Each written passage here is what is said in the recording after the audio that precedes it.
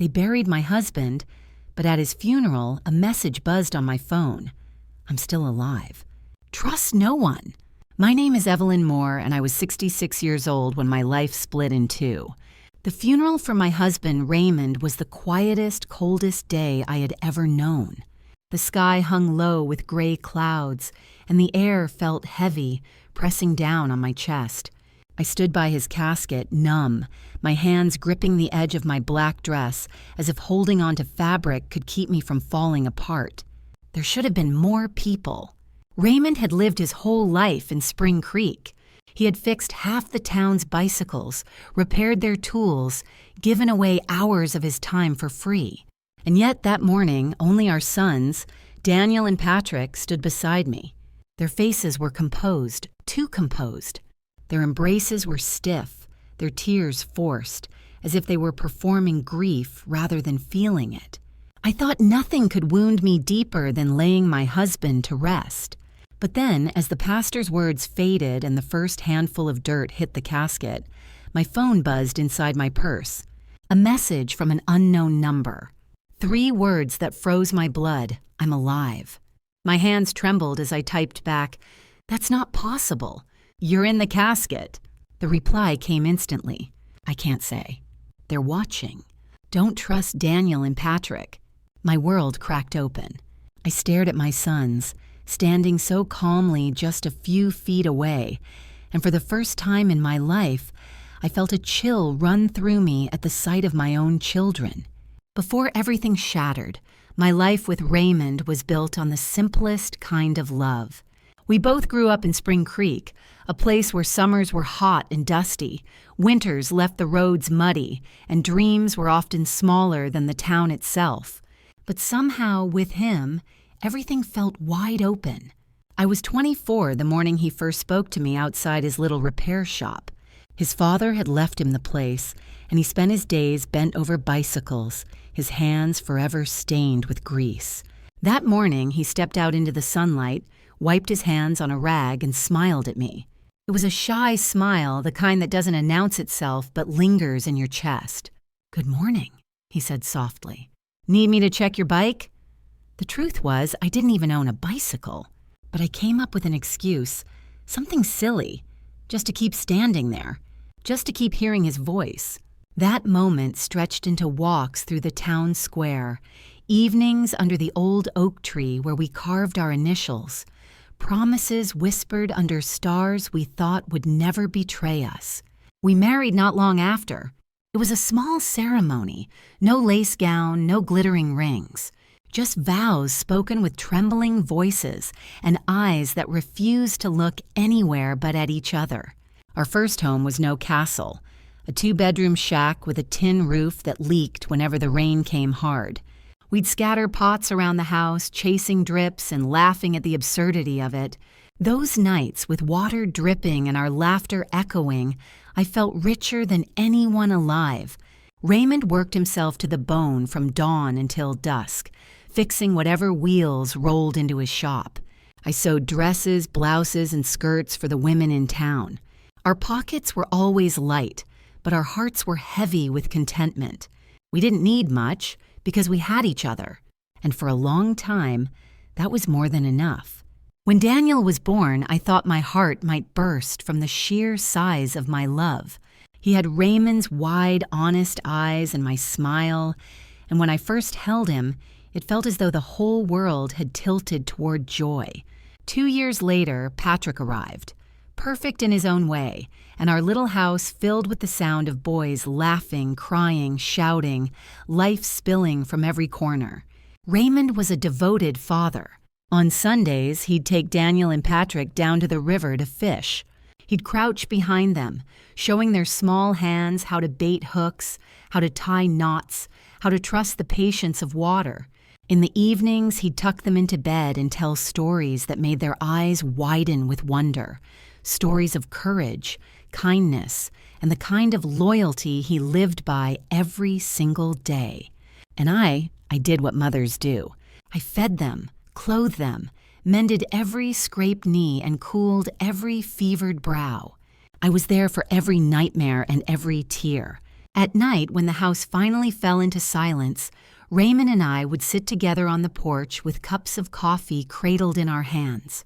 The cicadas sang, the night air wrapped around us, and we would look at each other with the quiet pride of two people who had built something out of nothing. For years, I believed we were the luckiest family in the world. As the boys grew older, the warmth of our little family began to shift in ways I couldn't quite understand at the time. Daniel, our firstborn, was always the ambitious one. From a young age, he asked questions that stung. Why don't we have a car like the other families? Or why do we live in such a small house? Raymond would offer him work in the shop, patiently showing him how to repair gears and tighten chains. But when Daniel turned 18, he sneered at the offer. "I don't want to get my hands dirty like you, Dad. I'm going to be someone important." Those words left a shadow on Raymond's face that never fully lifted. He would sit on the porch at night staring at the stars, silent as if wondering how his son had rejected not just his trade, but the very life we had built. Patrick, always quieter, followed his brother's lead. He rarely challenged Daniel's ideas, rarely carved his own path. "What Daniel thought," Patrick echoed. And when Daniel left for the city, Patrick wasn't far behind. To my surprise, Daniel actually did make a name for himself. He worked at a real estate firm, sharp suits and smooth words turning into commissions that dwarfed anything Raymond and I had ever dreamed of. Patrick followed soon after, stepping into the same world of numbers and contracts. At first, I was proud. My boys had escaped the poverty that had bound Raymond and me. But with each success, the distance between us grew wider. Their visits became rare, their phone calls short. When they did come back to Spring Creek, it was in expensive cars, wearing watches that probably cost more than a month of our earnings. They talked about investments, properties, deals, as if every word was a reminder of how far they'd traveled from us. And when they looked around our humble home, it wasn't with affection. It was with pity and shame. "Mom," Daniel said one evening during a short visit, his voice clipped, his suit jacket still on, "you and Dad should really think about moving. This house is falling apart." He wasn't wrong. The roof still leaked. The wood floors were warped. But this house was where Raymond and I had raised them, where birthdays had been celebrated with lopsided cakes, where scraped knees had been bandaged and lullabies sung. It wasn't just walls and a roof. It was our life. Raymond's voice, steady as ever, would calm me when the words cut too deep. "Evelyn, money has changed our boys. We aren't enough for them anymore." I didn't want to believe it. I told myself they were just busy, that one day they'd come back to us the way they used to. But deep down, I knew Raymond was right. And then came Vanessa Clark. Daniel brought her home one summer afternoon, the sound of her high heels sinking into the dirt of our porch before I ever saw her face. She wore a red dress so polished and expensive it seemed absurd against the peeling paint of our front steps.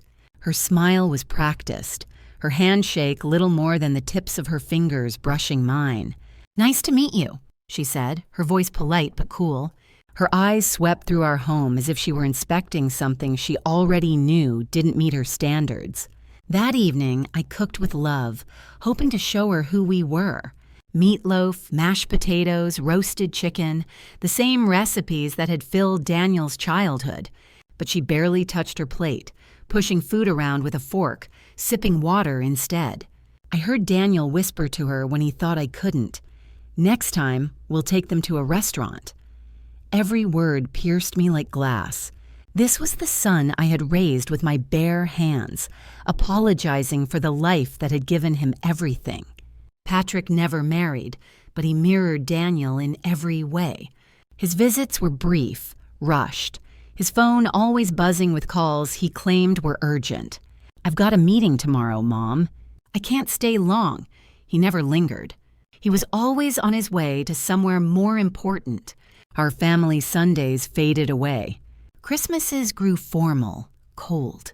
They would bring us gifts we didn't need, stay a couple of hours, and then leave with a visible sense of relief. Raymond and I grew old together in the silence they left behind, filling the empty space with our own laughter when we could, with our own comfort when we couldn't. But then the pressure began. Daniel bought a $200,000 house in an exclusive neighborhood. Patrick followed with a luxury condo in the city. Suddenly, our modest home was not just beneath them, it was an embarrassment. "You should sell this place," Vanessa suggested one evening, her manicured nails tapping on her wine glass. "There are beautiful retirement communities. You'd be more comfortable there." Raymond's back straightened instantly. "We don't need a home," he said firmly. "We're fine right here." But I caught the look on Daniel's and Patrick's faces. They agreed with her. To them, we weren't parents anymore. We were a problem to be solved. Soon after, Daniel showed up with papers in his hand. He had already arranged for the house to be appraised, already made plans without us. "Dad, Mom," he said with that practiced smile, "if you sell this place, I'll add some money so you can move somewhere better, somewhere more comfortable." To him, comfort meant erasing the walls that had hurt our laughter, burying the floors worn by our footsteps, destroying the only place where Raymond and I had ever truly lived. That night, as we sat alone on the porch, the truth settled heavy between us. Something had shifted in our sons. They no longer saw us as the foundation of their lives. They saw us as obstacles. Raymond's voice was low, almost a whisper. "Something's wrong, Evelyn. This isn't just ambition. There's something darker in their eyes." At the time, I thought it was grief speaking. I couldn't imagine how right he was. It was a Tuesday when the phone rang the way phones do when they carry bad news, urgent, insistent, wrong. I was in the kitchen making Raymond's favorite lunch, shaping the meatloaf the way he liked it, when the sound cut through the house like a blade. "Mrs. Moore," a voice asked. "I'm calling from Memorial Hospital. Your husband's been in a serious accident. You need to come immediately." My knees softened. The bowl slipped in my hands and I had to brace myself against the counter just to stay upright. "What happened? Is he alive? Please come as soon as you can." The line went dead and the world turned to fog. I couldn't drive.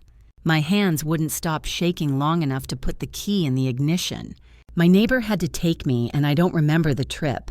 Just the white lines on the road and a quiet, rising scream inside my chest that didn't have the dignity to become sound.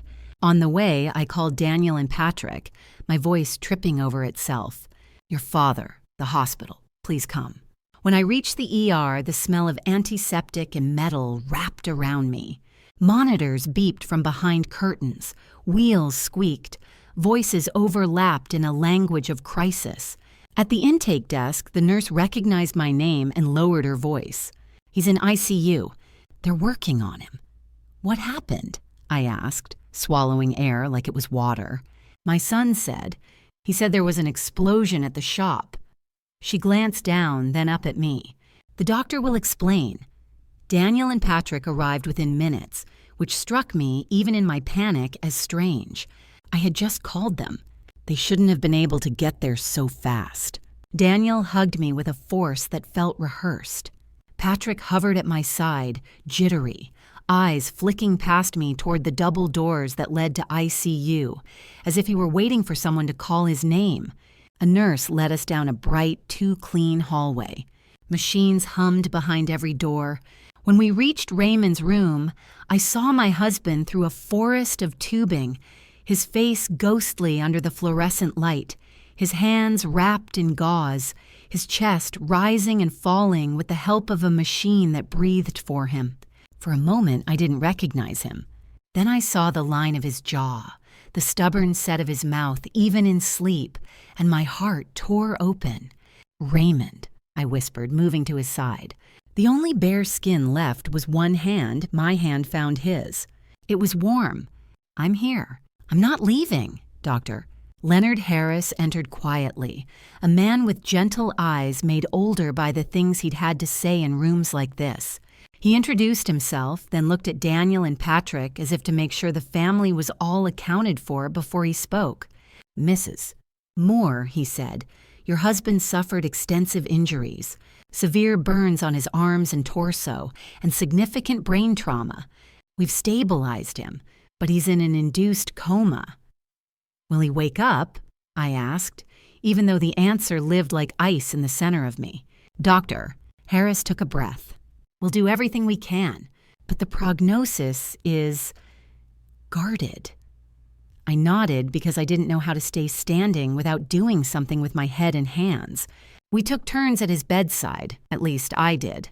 Daniel and Patrick stepped out often, taking calls in the hallway, voices low and clipped. I caught fragments when the door swung. Policy, beneficiary, workers' comp, timeline. Daniel returned with a look that tried to pass for concern, but never quite reached his eyes. He put a hand on my shoulder. "Mom, we've reviewed Dad's insurance. There's a life policy, $50,000, and another policy through the shop that could cover additional costs." "Costs?" I said, my voice dull. "Your father is fighting for his life." "Of course," he replied too quickly. "I just want you to be prepared." Prepared for what? The word sat between us like a cold cup of coffee no one wanted to claim. Nights in hospitals are not really nights. They're a thin, electric twilight that never ends. I dozed in a hard plastic chair with my sweater rolled behind my neck, jerking awake at every change in the monitor's melody. Once, maybe it was 2 a.m, I felt it, the faintest squeeze of his hand around my fingers. I shot upright. "Raymond?" His eyelids fluttered. His lips moved like they were trying to form a word, but the machines kept on with their steady hissing breath, and the nurse who came at my call only shook her head. "Sometimes there are involuntary movements," she said, kind, practiced. "It doesn't mean consciousness. But I know my husband. I know the feeling of him. He was trying to swim toward me through a sea I couldn't enter. On the 3rd day, Doctor, Harris asked to speak with us in a small consultation room with a too-bright lamp and a box of tissues already open on the table. Daniel sat straight, hands folded. Patrick leaned forward, elbows on knees, jaw tight. "Mrs. Moore, Doctor," Harris began, soft but steady. "Raymond's condition has worsened. There are signs of infection. The brain injury is more severe than we initially believed. We have to be realistic about his chances for recovery." "What does that mean?" I asked, even though the room was already tilting. "It means it's unlikely he will regain consciousness. We can keep supporting him medically, but the quality of life, it's very unlikely he would come back to the person you knew." I gripped the edge of the chair until my knuckles ached. "We'll keep trying," I said, "as long as it takes." Daniel's eyes cut to Patrick, then back to me. "Mom, Dad always said he didn't want to be a burden. We have to be practical." The word burden cracked across the table like a slap. "He is your father," I said, my voice low and shaking. "He carried you when you couldn't walk. He fed you when you couldn't feed yourselves. Practicality doesn't live in this room." No one answered. The lamp hummed. Far away, someone laughed in a hallway where bad news hadn't yet arrived. Very early on Friday, the alarms began. Lights strobed, a chorus of beeps rose to a frantic pitch, and nurses flooded the room. I stumbled back against the wall as a doctor called out a time, then another, then another. I counted breaths and begged, silently, the way you do when you have nothing left to offer but your own heart. At 4:37 a.m., the room went strangely calm. Someone turned off a monitor. The beeping flatlined into a long, unbroken tone that felt like a knife pressed to my ear. "Doctor." Harris stepped closer and lowered his eyes. "I'm so sorry," he said. "He's gone." I went to him, my husband, my only, and laid my cheek against the bandages covering his chest. The warmth that had still clung to him hours ago was already fading. I told him I loved him. I told him I was sorry I couldn't pull him back. I told him I would carry what he couldn't. Daniel and Patrick arrived not long after the sun. They were composed, efficient, Daniel had a folder in his hand and a list of phone numbers. "We've already spoken to Spring Creek Funeral Home," he said. "They can transfer the body this morning," Patrick added. "We contacted the insurance to start the claim process." I stared at them, my face salt-stiff with tears, and wondered how grief could move so easily around paperwork in their hands. The funeral was arranged with speed that felt indecent. Daniel chose the simplest casket, the shortest service. "It's what Dad would have wanted," he said, as if this rush to bury the man who had built our lives was a kindness. I stood there nodding, too tired to fight, too raw to understand that the quiet machinery turning beneath my son's calm voices had already been set in motion long before I ever stepped into that hospital. I brought Raymond home in the only way you can bring someone home after they're gone, inside a box, inside a silence that swallows rooms whole. The house met me with his coffee mug on the table and his tools laid out on the porch as if he might return any minute to finish what he started. Somewhere between the breath that left him and the air that filled my lungs without his in it, the world changed its shape. And I hadn't yet learned the most terrible truth. The explosion at the shop, the story I'd clung to because it was the only story I had, was not the way my husband left this world. It was only the first lie. The day of Raymond's funeral felt like the sky had lowered itself onto my shoulders, a flat gray, heavy and stubborn.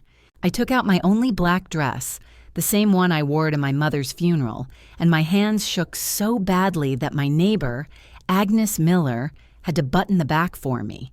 "Be strong, Evelyn," she whispered, smoothing my sleeve as if that small kindness could hold me together. 42 years of marriage, and I was supposed to bury it all before lunch. When we reached the cemetery, the stillness unsettled me. For a man who had lived his entire life in Spring Creek, the man who fixed bikes on Sundays for children who couldn't pay, who repaired a neighbor's mower and refused money, there should have been a crowd. Instead, there were just Daniel, Patrick, Vanessa, Agnes, me, and the pastor. No one from the shop. None of the men who had stood shoulder to shoulder with Raymond over broken chains and stripped bolts. Just a small cluster of black coats under a low sky. "Where is everyone?" I asked Daniel, my voice barely above a breath. He didn't meet my eyes. "We didn't want to bother people," he said quickly. Dad was private. He would have wanted something small, but that wasn't my husband. Raymond belonged to people, and they belonged to him. He would have wanted them there. The casket looked too simple, thin wood, modest trim. Daniel had chosen it. "Practical," he'd said, as if grief were a bill to be paid as cheaply as possible. The funeral director nodded to the pastor, and the service began. A few verses about rest and mercy, a prayer that skimmed the surface of a life too big for brief words. I stared at the casket and kept thinking of Raymond's chair on our porch, the way it creaked the first time he sat down after a long day, the way his coffee steamed in the morning, the way he always left his mug a little crooked on the table. I wanted him there, in his chair, not here beneath a sky that didn't know his name. Daniel checked his watch, once, twice, as the pastor spoke.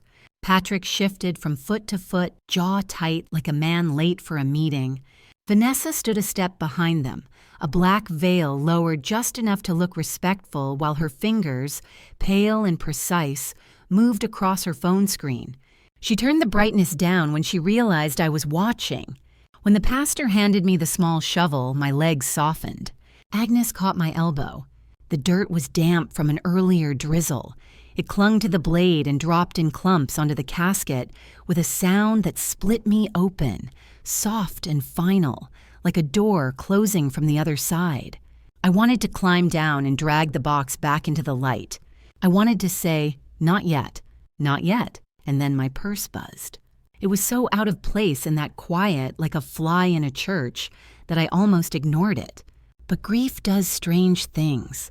You reach for anything that makes a sound because silence is too loud. I slipped my hand into the purse and pulled out my phone. A text. Unknown number. I'm alive. That's not me in the casket. The ground tilted. For a second, I couldn't hear the pastor. I couldn't hear the wind. I couldn't hear my own breath. Only the hum of the phone in my hand and the pounding behind my eyes. My fingers felt like someone else's as I typed, "Who are you?" The reply came before I could look up. I can't say. They're watching. Don't trust Daniel and Patrick. The phone slipped.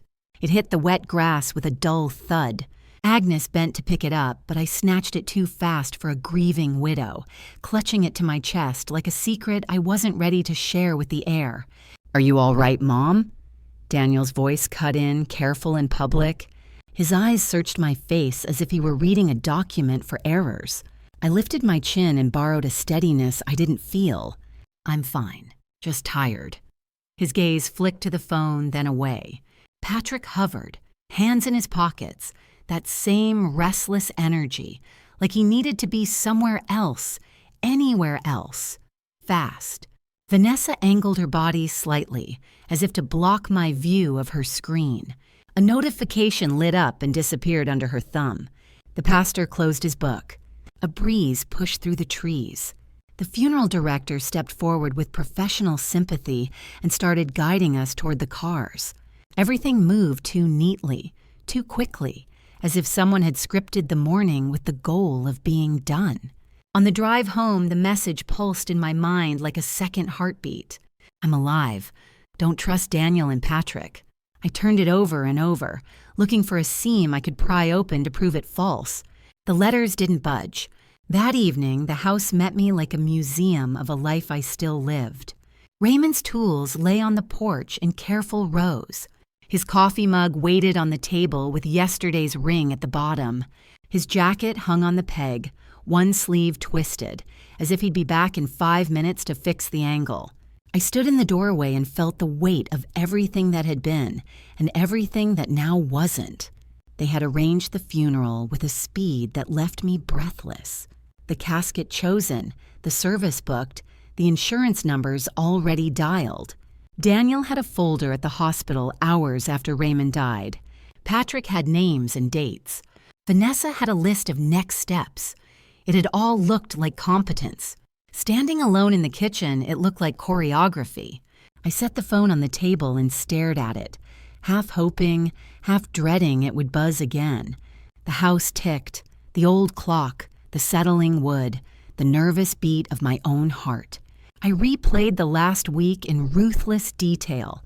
Daniel's eyes on his watch at the service, Patrick's calls in the hospital hallway about policies and beneficiaries, Vanessa's thin smile when she said retirement community, the way no one from the shop stood at the grave. Why hadn't they been called? Or had they been told not to come? My mind wandered back to the accident. An explosion at the shop, Daniel had said at the hospital. But even before I saw it with my own eyes, something didn't fit. Raymond was meticulous, almost fussy about safety. He checked wires twice. He unplugged machines at night. Later, I would step into that shop and see a floor too clean for any blast, walls without scorch marks, machines resting exactly where they should be. I would see it. But even now, the story rattled in its frame. I picked up the phone again and scrolled to the unknown number, my thumb hovering. "Who are you?" Felt too small for the size of the fear in my chest. I typed anyway. "Why are you saying this?" "Prove it's you." No answer came that night. Just the house breathing around me and the old pipes knocking as if the place itself had something to confess. Piece by piece, the neat picture I had forced myself to accept began to fall apart. The rushed funeral, the empty chairs, the cold efficiency with which my sons handled money before they handled grief. And now a message from nowhere, claiming what my heart wanted and my mind refused to believe. Something was wrong, not just grief wrong. Wrong in the way a door looks after someone has picked the lock and left it almost, like they found it. And for the first time, I let the worst thought in. Maybe Raymond's death wasn't an accident at all. That night after the funeral, sleep never came. I sat at the kitchen table, the clock ticking louder than it ever had before, Raymond's old metal lockbox resting in front of me. He kept everything in there, the deed to the house, faded receipts from the shop, and insurance forms so yellowed at the edges they looked as though they had lived a lifetime of their own. My fingers shook as I turned through the papers, the lamplight casting long, restless shadows across the table. And then I saw it. 6 months earlier, his life insurance had been increased, $5,000 to $50,000, 10 times more. For Raymond, who never once cared about insurance, who had always said with a shrug, "Evelyn, we'll leave what we can, but money isn't what defines us." My stomach twisted. Why would he suddenly agree to this? Who had convinced him? I flipped further. Another policy, workers' compensation, taken out only 2 months before his death. $15,000, specifically for accidental death on the job. This wasn't protection. These were wagers. Bets laid against his life. My hands pressed against the table, desperate for something solid. And then the phone buzzed. That same number. Check the bank account. See who's been moving money. I could almost hear my own pulse as I read it. Whoever was sending these messages, they knew too much. The next morning, I walked into the Spring Creek Bank. Clara Benson, the manager, had known Raymond and me for 30 years. She smiled sadly when she saw me, that kind of pitying smile people give a widow. "Evelyn, I'm so sorry about Raymond. He was one of the good ones." "Clara," I managed, keeping my voice level, "I need to see our account statements. Something isn't adding up." She opened the files, slid them across. My blood iced over. 1,000 in January, 3,000 in February, 4,000 in March, all withdrawn one after another. I had never seen a dollar of it. Who authorized these? My throat was so dry I barely recognized my own voice. "Your husband," Clara answered softly. "He came in himself, said it was for repairs at the shop." Repairs? Raymond was the kind of man who fixed everything himself with the tools he already had. If a screw came loose, he tightened it. If the roof leaked, he patched it. There were never mysterious repairs costing thousands. "Do you have the slips?" I asked. She nodded and passed them over.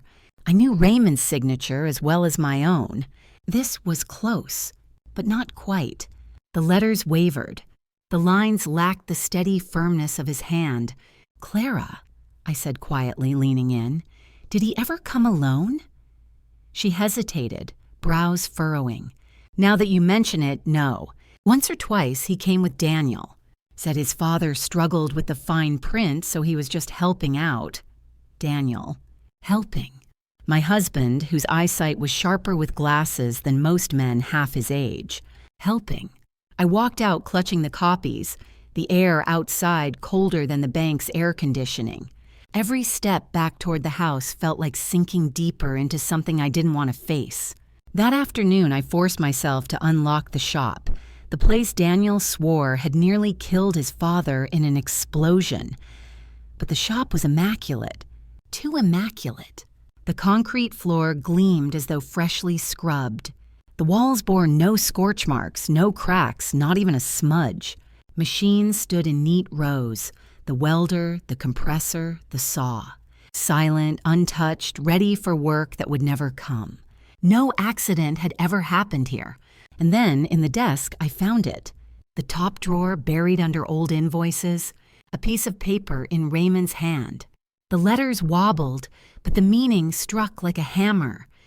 "Daniel insists I need more insurance. Says it's for Evelyn, but something doesn't feel right. I don't trust his intentions." Below, another line.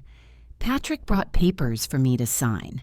Claims it's to modernize the shop. Why the hurry? I don't understand." My breath caught. Raymond had known. He had seen it coming. And at the very bottom of the drawer, an envelope. My name written across it in his familiar script. My hands shook so violently I had to steady the paper against the desk to tear it open. "My dearest Evelyn, if you are reading this, it means something has happened to me. In recent months, I have seen changes in Daniel and Patrick. Too much interest in money, too much pressure about insurance, too many questions about the house. Vanessa pushes them. I don't know why, but yesterday Daniel said I should be careful. At my age, any accident could be fatal. Those words chilled me. Evelyn, if something happens to me, don't trust blindly. Not even our sons. Love, Raymond. The letter slid from my fingers, landing on the desk with a soft finality. The shop was so quiet I could hear the hum of the fluorescent bulb above. But in that silence, I swear I heard Raymond's voice. Don't trust them. I stood surrounded by machines that had never exploded, clutching the letter to my chest. And it hit me with the full force of truth. My husband hadn't just died. He had been silenced. And now the burden was mine. I had to give him back his voice. The next morning, I went to the Spring Creek police station, clutching Raymond's letter in my purse like a weapon. My hand sweated against the leather strap as I sat across from Sergeant William Foster, a broad-shouldered man with tired eyes. He flipped through his file, then looked at me carefully. Mrs. Moore. There's no report of an explosion at the shop. None. In fact, the fire department never received a call. No neighbors reported smoke, no alarms triggered. The words scraped my chest raw. But my son said the machine... He shook his head slowly. I'm sorry, ma'am. What I do see is the hospital's intake note, suspected methanol poisoning. That's consistent with contaminated alcohol, not a workplace accident. Did your husband drink?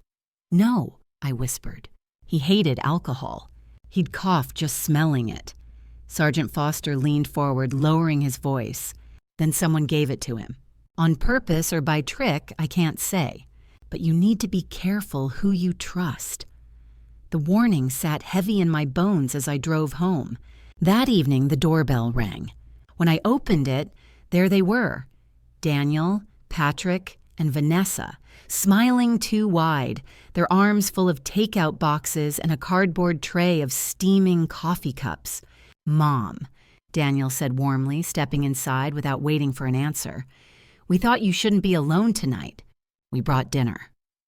Vanessa kissed my cheek lightly, the scent of expensive perfume lingering too long. We know you're not eating well, Evelyn. You need strength. She placed the food on the table with the grace of a hostess in her own home. Patrick followed with the coffee, setting the cups down one by one. He pushed one toward me. Your favorite. 2 sugars, 1 cream. My throat tightened. I hadn't told Patrick how I took my coffee in 20 years. He'd forgotten long ago. But now he remembered? Too perfectly. I wrapped both hands around the cup, felt the warmth seep into my skin, but didn't drink. Not yet. They circled me like actors in a play, voices syrupy, hands resting on my shoulders, my arms guiding me to sit. Daniel cleared his throat. Mom, we've been talking. We don't think you should stay here alone. The house is too big, too much upkeep. It's not safe for you. Vanessa's smile sharpened. There are excellent retirement communities. Clean, comfortable, professional care. You deserve it. And, Patrick added carefully, sliding a folder onto the table, we've already spoken with Dr. Victor Hale. He agrees you may not be fully capable of handling finances anymore. He signed an evaluation. It's standard procedure. Just paperwork. The word capable hung in the air like a threat. My heart slammed against my ribs. Gaslight, that's what this was. They wanted me doubting myself, handing over decisions, surrendering the life I'd built. I glanced at the folder but didn't open it. If I did, they'd see me as defeated. Instead, I looked straight at Daniel. So, you've decided I'm incapable? Mom, don't take it that way, he said quickly, his tone rehearsed. We just want what's best for you. Vanessa's nails tapped the folder. Tap, tap, tap. All you need to do is sign. Then everything will be handled. No stress for you. The coffee cup sat untouched in front of me, its steam curling like a warning signal. I forced a thin smile, though my chest burned. "You're right," I said softly. "I shouldn't be stressed." Their shoulders eased. They thought I was yielding, but inside, I made a silent promise. I would not drink their coffee. I would not sign their papers. And I would not let them bury me alive while I was still breathing. The night after my children tried to gaslight me at my own table, I didn't sleep. I sat in the dark kitchen, the single bulb above me flickering, Raymond's old chair still creaking as if he just stood up from it. The untouched cup of coffee they'd brought sat cooling beside me, a thin skin forming on top. I could smell the bitterness rising off it like a warning. My mind raced, replaying every forced smile, every soft word that cut sharper than any blade. My hands wouldn't stop shaking. I needed help, real help. Then the phone rang. Not the furtive buzz of the secret number, a real call. Old-fashioned, loud, slicing through the quiet like a bell in a church at midnight. Mrs. Moore. A man's voice, low and careful, came through the line. "My name is Jonathan Price. Raymond hired me before he died. He believed his life was in danger." The air drained from my lungs. You knew my husband?"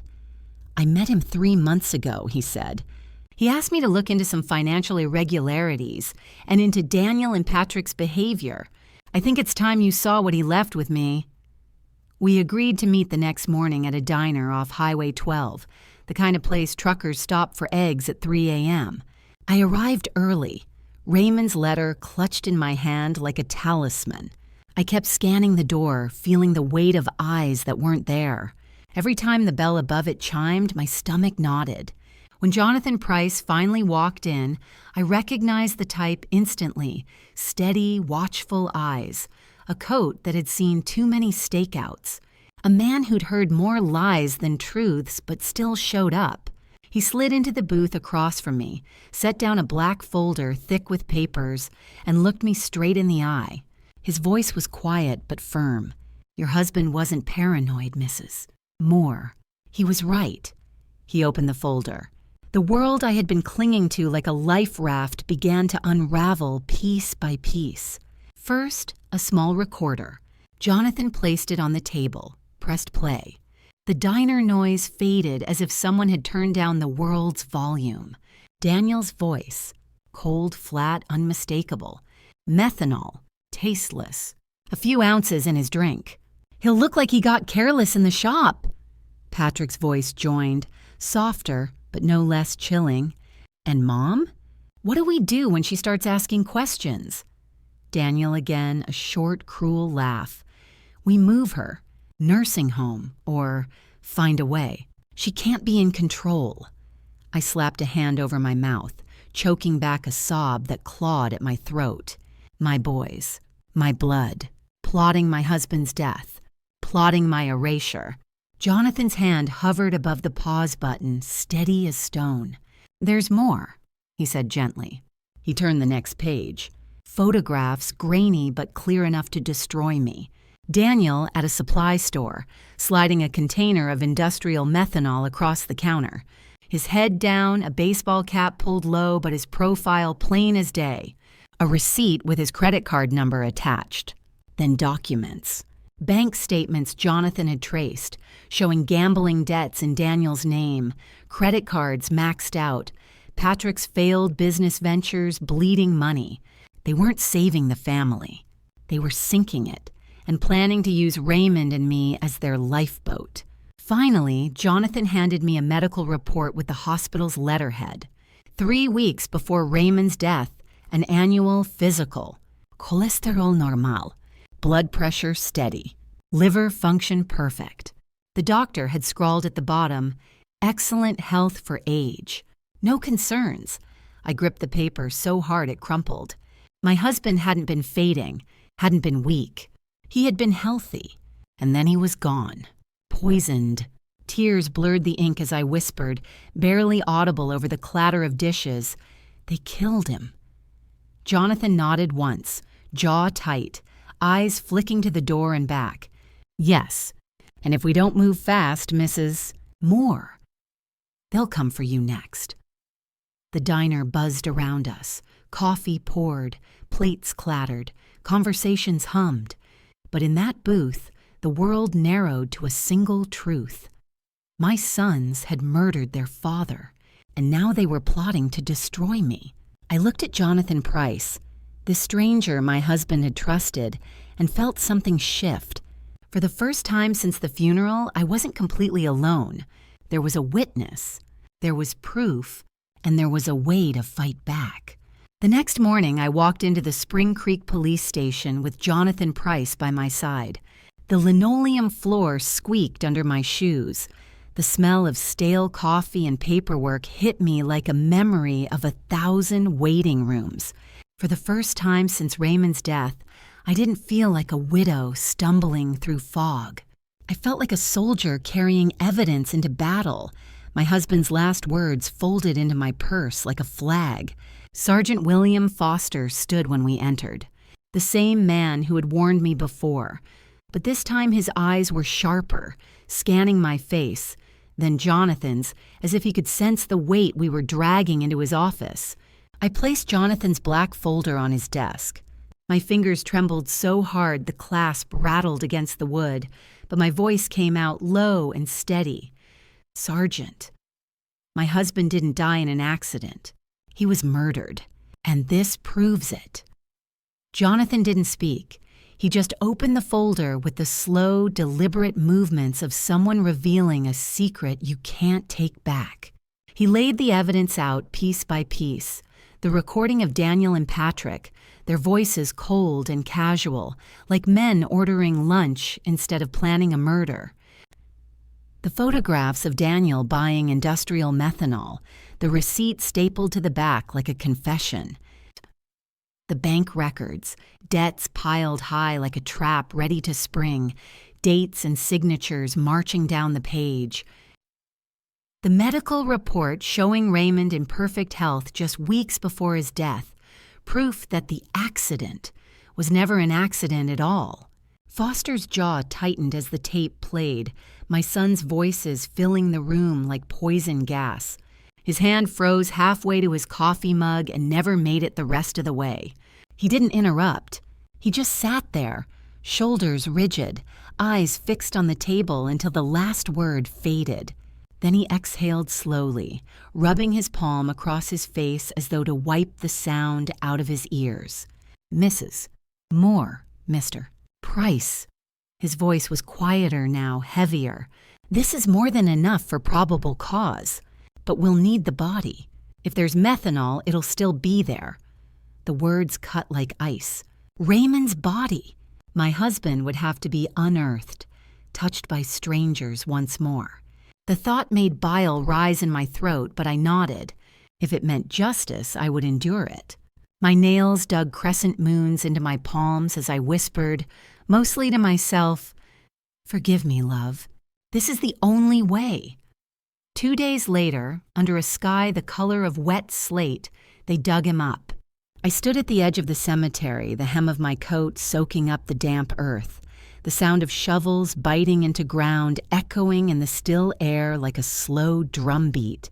My fingers worried at the edges of Raymond's letter in my pocket until it nearly tore. "I'm so sorry," I whispered. "I'm bringing you back to the light just once more." When the coroner's report came back, it arrived like a verdict. Traces of methanol in his blood, high enough to kill a man in hours. Not an accident. Not neglect. Murder. When the results were presented to Daniel and Patrick, everything cracked. Daniel sat in the interrogation room under a harsh fluorescent light. His once perfect hair was matted to his forehead, his tie pulled loose, his hands trembling on the metal table. The arrogance was gone. When they played back his own voice on the recording, methanol, tasteless, a few ounces in his drink. He covered his face with both hands and whispered, voice breaking, "No, no, that's not how it was supposed to go." Tears streaked through his fingers, but no one reached out to comfort him. Patrick didn't even make it that far. The moment he heard there was a warrant for his arrest, he bolted. ran out the back door of their house in the middle of the night, shoes half-tied, shoving past the officers. He tripped over a hedge but kept running, panic turning his face white in the streetlights. But the chase was short. He didn't make it 2 blocks before Sergeant Foster's men brought him down hard on the asphalt. "It wasn't me. It was Daniel!"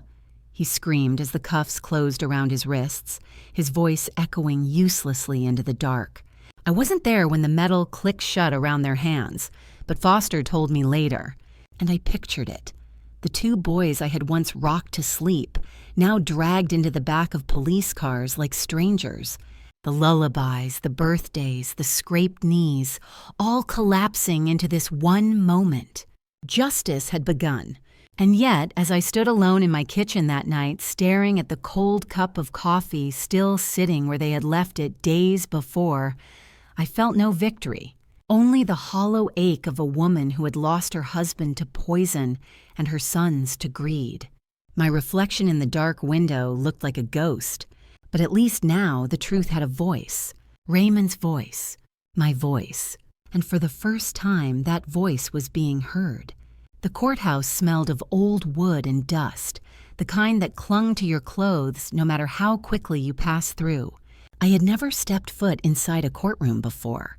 Yet here I was, walking past rows of benches, clutching my handbag like a shield. At the front sat Judge Edward Collins, tall, silver-haired, with the kind of face that had seen too many tragedies and yet still bore the weight of justice. The trial of my sons had drawn half the town. Neighbors, old customers from the shop, even people who barely knew Raymond came to watch. Whispers filled the gallery as Daniel and Patrick were led in, shackled. Daniel's face was pale, his suit wrinkled, his eyes darting from the floor to the ceiling, anywhere but toward me. Patrick's jaw was clenched tight, his gaze cold, defiant, but I could see the fear swimming beneath the surface. Prosecutor Martin Green stood with calm authority, his voice steady as he laid out the case. The recordings of Daniel and Patrick plotting their father's death. The photographs of Daniel purchasing methanol. The financial records, debts, and gambling losses stacked high. The medical report. Proof Raymond had been healthy before the poison. And finally, the toxicology results from the exhumation. Methanol still present in Raymond's blood. Each piece hit the courtroom like a hammer, driving the nails of truth deeper into the coffin of their defense. Their lawyer, Attorney Richard Cole, tried to push back. He spoke of stress, of business pressure, of misunderstandings. He suggested the voices on the tape could be manipulated, the receipts circumstantial. But his words fell flat, bouncing uselessly against the mountain of evidence.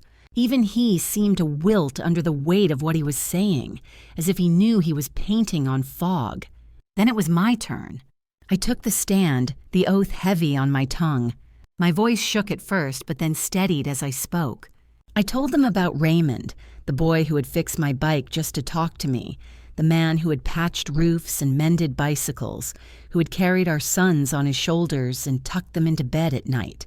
And then I told them about the betrayal, the insurance policies, the poisoned coffee, the way my children's smiles had turned into knives.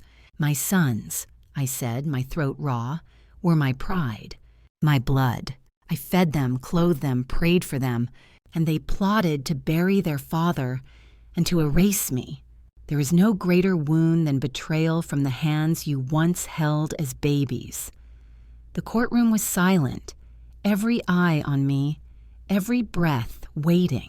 Even Judge Collins lowered his gaze for a moment, as though to steady himself. When the time came, the jury filed back in. Their faces were grave, their decision written before the words left their lips. "Guilty," the foreman said, "on all counts." Judge Collins' voice rang through the chamber, final and unyielding. "Daniel Moore and Patrick Moore, for the murder of your father and the attempted coercion and fraud against your mother, this court sentences you each to life imprisonment. Minimum 30 years before eligibility for parole. No possibility of early release. The gavel struck, sharp as thunder. Daniel crumpled into his chair, shoulders collapsing, face buried in his hands. A broken man where once there had been arrogance. Patrick lunged, shouting at the guards, at his brother, at anyone who would listen. It wasn't me, it was him. But the chains pulled him back, his voice echoing off the walls, empty and frantic. I sat perfectly still. No tears came. No triumph, no relief. Just a hollow space where love had once lived. I had not only lost my husband to poison, I had lost my sons to their own greed. But Raymond's truth had been spoken. Justice at last had been carved into the record. And though my heart was shattered, I knew one thing for certain. Silence had not won. After the trial ended, the world did not suddenly grow quiet. Reporters hounded me for weeks. The neighbors whispered when I walked down the street, and every corner of my house still carried Raymond's shadow. But I knew one thing with certainty.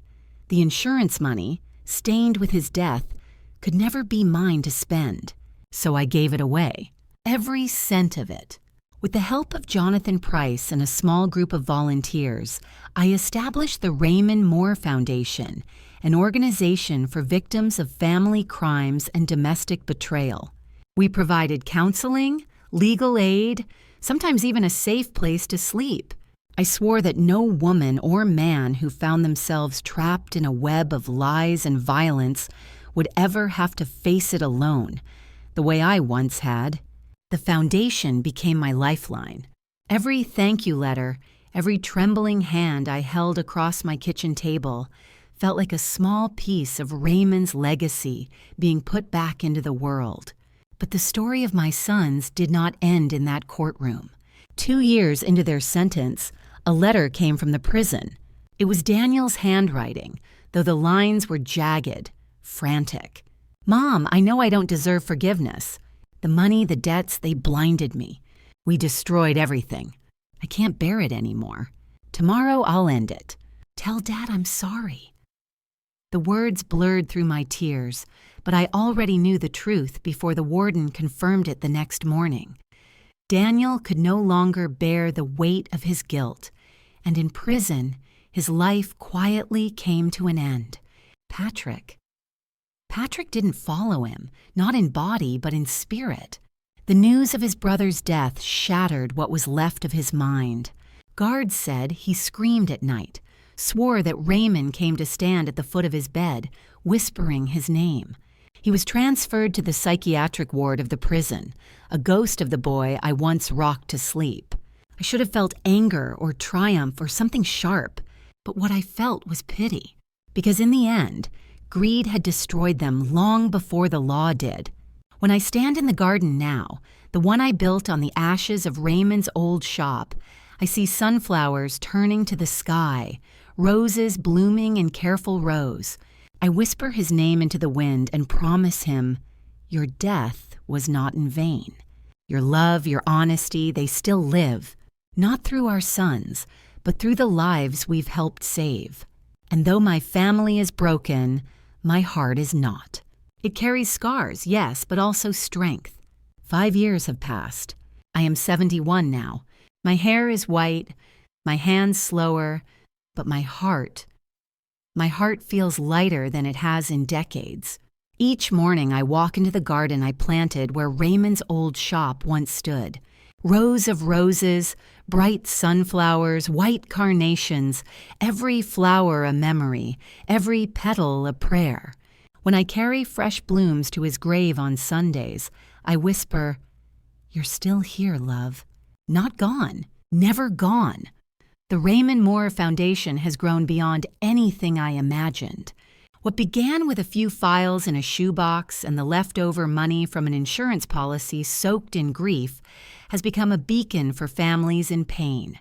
We've helped dozens, sometimes just with a lawyer, sometimes with shelter, sometimes with the simple gift of someone who listens without judgment. One case stays close to me, a woman named Monica Reyes. She came trembling, her brother pressing her to sell the family home after their mother died. She felt the same shadows I had once walked through, the manipulation, the fear, the pressure from someone who should have been her protector. With the foundation's help, Monica uncovered the truth, stood in court, and walked away free. The day she hugged me, tears in her eyes, whispering, "You saved my life," I realized something. Raymond's death, as cruel as it was, had planted seeds of hope for others. And through it all, Jonathan Price has never left my side. He still visits every Wednesday afternoon carrying a folder under his arm, though now it's just filled with stories and jokes rather than evidence. We sit on the porch, sip coffee, watch the sun dip behind the trees. He has become more than a detective. He is family, the kind you choose, not the kind you're given. Sometimes neighbors ask me if I miss Daniel and Patrick. My answer is always the same. I miss the children they once were, the boys who laughed fishing with their father, who hugged me with sticky hands after stealing jam from the pantry. But those boys died long before Raymond did. The men they became, they were strangers to me. Family, I've learned, is not blood alone. Family is love. Family is loyalty. Family is respect. This is the legacy I carry now. Not the bitterness of betrayal, but the strength of survival, the wisdom of knowing that love must be chosen, nurtured, and guarded. On the 5th anniversary of Raymond's death, the foundation organized a ceremony. Over 200 people came, neighbors, families we had helped, local officials. We lit candles and spoke his name. Jonathan read a speech. Evil tried to erase Raymond Moore, but through his wife's courage, his legacy shines brighter than ever. Where greed sought to destroy, love has built again. And in that moment, as the candles flickered in the evening breeze, I felt something shift. Peace. Not just for me, but for Raymond too. I will live the rest of my days quietly, tending flowers, guiding the foundation, drinking coffee with an old detective who became a friend. But I will never forget the lesson that life carved into me with fire. Blood may betray, but true family, the kind built on love, respect, and loyalty, never does. And as long as I live, Raymond's story, our story, will be told. And that, my dear friends, is my story. A story of love, betrayal, loss, and the long road back to peace. If you've stayed with me until this very moment, thank you. Truly. It means more than you know. I'd love to hear from you in the comments. Tell me where you're listening from. Tell me what part of my story touched your heart. Your words remind me that I'm not alone, that none of us are. And if you want to walk beside me through more life stories like this one, don't forget to subscribe to the channel Voices of Grandma Rose. Click the bell so you don't miss the next tale. I'll be right here, waiting with another story to share. Until then, I wish you peace, I wish you strength, and I wish you the kind of love that never betrays. Thank you, my friends. I'll see you in the next story.